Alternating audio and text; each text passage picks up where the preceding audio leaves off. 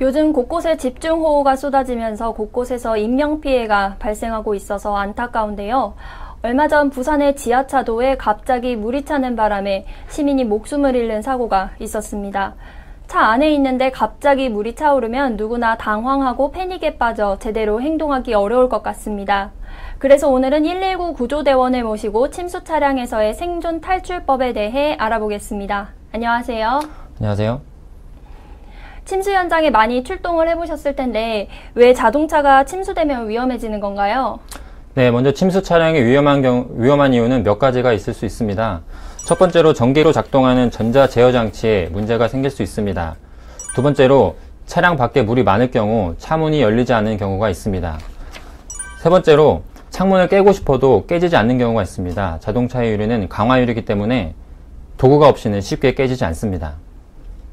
그럼 차 안에 꼼짝없이 갇히게 되면 굉장히 위험한 상황이 될 것 같은데요.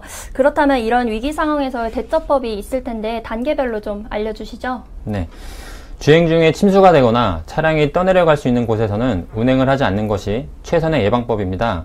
하지만 예상치 못하게 위험에 닥쳤을 경우 그 대처법을 알려드리도록 하겠습니다. 그럼 먼저 침수가 시작되기는 했지만 아직 시동이 걸려있는 상태의 방법을 좀 알려주세요. 네, 먼저 초기 상황인데요.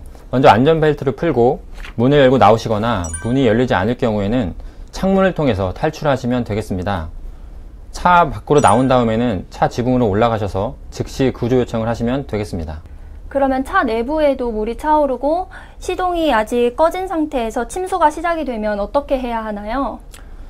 시동이 꺼지고 밖에 물이 많을 경우에는 차 문이 열리지 않을 수 있습니다.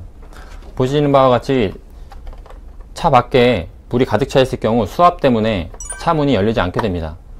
이럴 경우에는 차 내부에 물이 찰 때까지 기다리신 다음에 차 문을 열게 되면 차 문을 쉽게 열 수 있을 것입니다.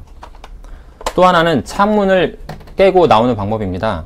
이때는 손과 발과의 힘으로는 절대 창문을 깰 수 없기 때문에 단단하고 뾰족한 도구가 필요합니다.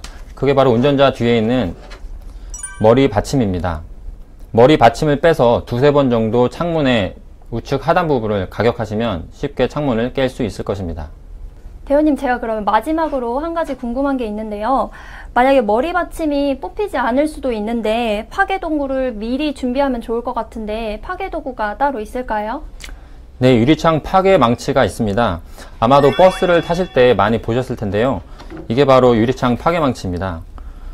제품에 따라서는 안전벨트를 절단할 수 있는 기능도 있으니까 만약을 대비해서 차량에 하나씩 구비해 두시면 굉장히 좋을 것 같습니다.